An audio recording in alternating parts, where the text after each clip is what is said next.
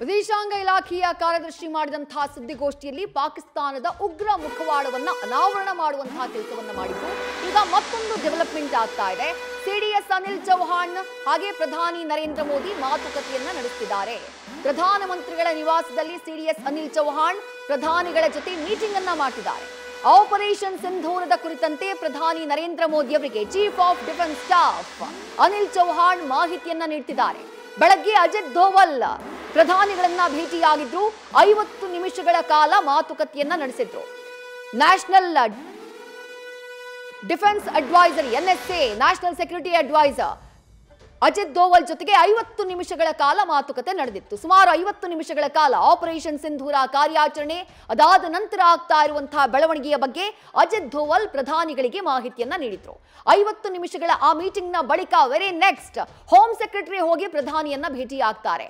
ಈಗ ಸಂಜೆ ಆಗ್ತಾ ಇದ್ದ ಹಾಗೆ ಚೀಫ್ ಆಫ್ ಡಿಫೆನ್ಸ್ ಸ್ಟಾಫ್ ಭಾರತದ 3 ಸೇನೆಗಳ ಮುಖ್ಯಸ್ಥರಾಗಿರುವಂತಹ chief of defence staff Anil Chauhan ಅವರು ಪ್ರಧಾನಿ ನರೇಂದ್ರ ಮೋದಿ ಅವರನ್ನ ಅವರ ನಿವಾಸದಲ್ಲಿ ಭೇಟಿಯಾಗಿದ್ದಾರೆ. ಸದ್ಯಕ್ಕೆ ಆಗ್ತಾ ಇರುವಂತಹ ಬೆಳವಣಿಗೆಗಳಿಗೆ ಸಂಬಂಧಪಟ್ಟ ಹಾಗೆ ಆಪರೇಷನ್ ಸಿಂಧೂರ ಕಾರ್ಯಾಚರಣೆಗೆ ಸಂಬಂಧಪಟ್ಟ ಹಾಗೆ ಪ್ರಧಾನಿ ನರೇಂದ್ರ ಮೋದಿ ಅವರಿಗೆ ಮಾಹಿತಿಯನ್ನ ನೀಡುವಂತಹ ಕೆಲಸವನ್ನ chief of defence staff Anil Chauhan ಮಾಡ್ತಿದ್ದಾರೆ. ಬೆಳಗ್ಗೆ national security adviser Ajit Doval ಅವರು ಪ್ರಧಾನಿಯನ್ನ ಭೇಟಿಯಾದ್ರು. 50 ನಿಮಿಷಗಳ ಕಾಲ ಮಾತುಕತೆಯನ್ನ ನಡೆಸಿದ್ರು. ರಾಷ್ಟ್ರೀಯ ಭದ್ರತಾ ಸಲಹೆಗಾರ ಅಜಿತ್ ದೋವಲ್ ಪ್ರಧಾನಿ ನರೇಂದ್ರ ಮೋದಿ ಅವರ ಜೊತೆಗೆ ಏನೇನಾಗ್ತಾ ಇದೆ, ಭಾರತದ ಸೇನೆ ಎಷ್ಟು ಸಕ್ಷಮವಾಗಿ ಪಾಕಿಸ್ತಾನ ಮಾಡ್ತಾ ಇರುವಂತಹ ಕುತಂತ್ರಗಳನ್ನ ಎದುರಿಸ್ತಾ ಇದೆ, ಪಾಕಿಸ್ತಾನದ ಮೇಲೆ ಯಾವ ರೀತಿ ದಾಳಿಯನ್ನ ಮಾಡಿ ಅಲ್ಲಿರುವಂತಹ ಉಗ್ರರ ನೆಲೆಗಳನ್ನ ಧ್ವಂಸ ಮಾಡಿದೆ, ಜೊತೆಗೆ ಅಲ್ಲಿರುವಂತಹ ಏರ್ ಡಿಫೆನ್ಸ್ ಸಿಸ್ಟಮ್ನ ಧ್ವಂಸ ಮಾಡಿದೆ. ಇದೆಲ್ಲದಕ್ಕೆ ಸಂಬಂಧಪಟ್ಟ ಹಾಗೆ ಸೇನೆಯ ಕಾರ್ಯಾಚರಣೆಗಳ ಬಗ್ಗೆ ಮಾಹಿತಿಯನ್ನ ಹಂಚಿಕೊಂಡಿದ್ರು. ಅದಾದ ನಂತರ ಹೋಮ್ ಸೆಕ್ರೆಟರಿ ಮೀಟ್ ಆಗ್ತಾರೆ ಪ್ರಧಾನಿ ನರೇಂದ್ರ ಮೋದಿಯನ್ನ. ಈಗ ಸಂಜೆ ಆಗ್ತಾ ಇದ್ದ ಹಾಗೆ ಭಾರತದ 3 ಸೇನೆಗಳ ಮುಖ್ಯಸ್ಥ chief of defence staff Anil Chauhan ಅವರು ಪ್ರಧಾನಿ ನರೇಂದ್ರ ಮೋದಿಯನ್ನ ಭೇಟಿಯಾಗಿದ್ದಾರೆ. ಪ್ರಧಾನಿಗಳ ನಿವಾಸದಲ್ಲಿ ಕಂಟಿನ್ಯೂಸ್ ಡೆವಲಪ್ಮೆಂಟ್ ನಡೀತಾ ಇರುವುದನ್ನ ಗಮನಿಸ್ತಾ ಇದ್ದೀರಿ. ಕೆಲವೇ ಕ್ಷಣಗಳ ಹಿಂದೆ ವಿದೇಶಾಂಗ ಇಲಾಖೆಯ ಕಾರ್ಯದರ್ಶಿ ವಿಕ್ರಮ್ ಮಿಸ್ರಿ ಅವರು ಮಾಡಿದಂತಹ ಸುದ್ದಿಗೋಷ್ಠಿಯನ್ನ ಕೂಡ ಗಮನಿಸಿದ್ರೆ, ಆ ಸುದ್ದಿಗೋಷ್ಠಿಯಲ್ಲಿ ಜಗತ್ತಿಗೆ ಪಾಕಿಸ್ತಾನದ ಮುಖವನ್ನ, ನಿಜ ಮುಖ, ಅಸಲಿ ಮುಖವನ್ನ ಅನಾವರಣ ಮಾಡುವಂತಹ ಕೆಲಸ ಮಾಡಲಾಯಿತು. ಪಾಕಿಸ್ತಾನ ಉಗ್ರರಿಗೆ ಯಾವ ರೀತಿ ಎಪಿಸೆಂಟರ್ ಆಗಿದೆ, ಅಂದ್ರೆ ಉಗ್ರರ ತವರೂರು ಯಾವ ರೀತಿ ಆಗಿದೆ, ಉಗ್ರರ ಸ್ವರ್ಗ ಯಾವ ರೀತಿ ಆಗಿದೆ, ಅದನ್ನ ಬಯಲು ಮಾಡುವಂತಹ ಕೆಲಸವನ್ನ ಮಾಡಲಾಯಿತು. ಹಫೀಜ್ ಸಯೀದ್, ಮಸೂದ್ ಅಜರ್ ಸೇರಿದಂತೆ ವಿಶ್ವಸಂಸ್ಥೆಯೇ ಉಗ್ರ ಅಂತ ಘೋಷಿಸಿರುವಂತಹ ಉಗ್ರರಿಗೆ ಪಾಕಿಸ್ತಾನ ನೆಲೆಯನ್ನ ಕೊಟ್ಟಿದೆ, ಪಾಕಿಸ್ತಾನ ಅವರಿಗೆ ಆಶ್ರಯವನ್ನ ಕೊಟ್ಟಿದೆ, ಪಾಕಿಸ್ತಾನ ಅವರನ್ನ ಪೋಷಿಸ್ತಾ ಇದೆ. ಅದನ್ನ ಬಯಲು ಮಾಡಿದ್ರು. ಯಾರ್ಯಾರಿಗೆ ಇವರು ಆಶ್ರಯವನ್ನ ಕೊಟ್ಟಿದ್ದಾರೆ, ಯಾರ್ಯಾರಿಗೆ ದೊಡ್ಡ ಭದ್ರತೆಯಲ್ಲಿ ಅವರನ್ನ ಇರಿಸಿದ್ದಾರೆ, ಒಸಾಮಾ ಬಿನ್ ಲಾಡೆನ್ಗೆ ಯಾವ ರೀತಿಯಾಗಿ ರಕ್ಷಣೆಯನ್ನ ಕೊಟ್ಟಿದ್ರು, ಅದೆಲ್ಲವನ್ನ ಕೂಡ ವಿವರಿಸಿದ್ರು. ಅದರ ಜೊತೆಗೆ ಪಹಲ್ಗಾಮ್ ದಾಳಿಯಾದಂತಹ ಸಂದರ್ಭದಲ್ಲಿ ಪಾಕಿಸ್ತಾನ ಜಾಗತಿಕವಾಗಿ ಮಾಡಿದಂತಹ ಆಗ್ರಹವನ್ನ ನಾವೆಲ್ಲ ಗಮನಿಸಿದ್ವಿ.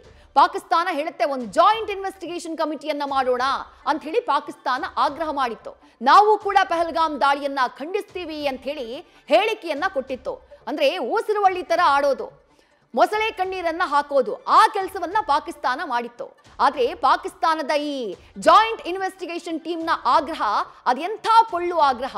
ತನ್ನನ್ನ ತಾನು ಬಚಾವ್ ಮಾಡ್ಕೊಳ್ಳಕ್ಕೆ ಆ ಅಸ್ತ್ರವನ್ನ ಪಾಕಿಸ್ತಾನ ಈ ಹಿಂದೆ ಯಾವ ರೀತಿ ಬಳಸಿತ್ತು ಅನ್ನೋದನ್ನ ಬೆತ್ತಲು ಮಾಡುವಂತಹ ಕೆಲಸವನ್ನ ವಿದೇಶಾಂಗ ಇಲಾಖೆಯ ಕಾರ್ಯದರ್ಶಿ ಮಾಡಿದ್ರು. ಈ ಹಿಂದೆ 2008ರಲ್ಲಿ ಮುಂಬೈ ದಾಳಿ ಆಯ್ತಲ್ಲ, 166 ಭಾರತೀಯರು ಪ್ರಾಣ ಕಳ್ಕೊಂಡ್ರು, ವಿದೇಶಿಗರು ಸೇರಿದಂತೆ ಅಮಾಯಕರು ಪ್ರಾಣ ಕಳ್ಕೊಂಡ್ರು. 2016ರಲ್ಲಿ ಪಠಾನ್ಕೋಟ್ ಏರ್ ಬೇಸ್ ಮೇಲೆ ದಾಳಿಯನ್ನ ಮಾಡಲಾಯಿತು, ಉಗ್ರರು ನಡೆಸಿದಂತಹ ದಾಳಿ. ಆ 2 ಕೇಸ್ಗಳ ಸಂದರ್ಭದಲ್ಲೂ, 2 ದಾಳಿಯ ಸಂದರ್ಭದಲ್ಲೂ ಆಗಿನ ಭಾರತ ಪಾಕಿಸ್ತಾನದ ಜೊತೆ ಜಾಯಿಂಟ್ ತನಿಖೆಗೆ ಮುಂದಾಗಿತ್ತು. ಆಗ ಪಾಕಿಸ್ತಾನಕ್ಕೆ ನೋಡಿ ನಿಮ್ಮಲ್ಲಿಂದ ಬಂದಂತಹ ಉಗ್ರರೇ ನಮ್ಮಲ್ಲಿ ಕೃತ್ಯ ಮಾಡಿದ್ದಾರೆ ಅಂತ ಹೇಳಿ ಸಾಕ್ಷಿಗಳನ್ನ ಕೊಡ್ತಂತೆ. ಫೊರೆನ್ಸಿಕ್ ಡೀಟೇಲ್ಸ್ ನ ಪಾಕಿಸ್ತಾನದ ಜೊತೆ ಆಗ ಹಂಚಿಕೊಳ್ಳಲಾಗಿತ್ತು. ಪಾಕಿಸ್ತಾನ ದೊಡ್ಡದಾಗಿ ಹೇಳ್ಕೊಂಡು ಕೇಸೆಲ್ಲ ರಿಜಿಸ್ಟರ್ ಮಾಡ್ತಂತೆ.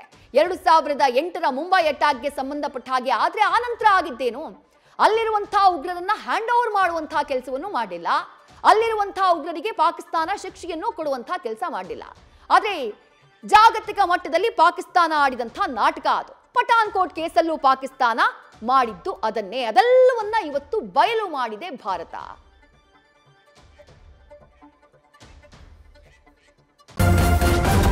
ನ್ಯೂಸ್ ಫಸ್ಟ್ ನಿರ್ಭೀತಿಯಿಂದ ನಿಮ್ಮ ಪರವಾಗಿ.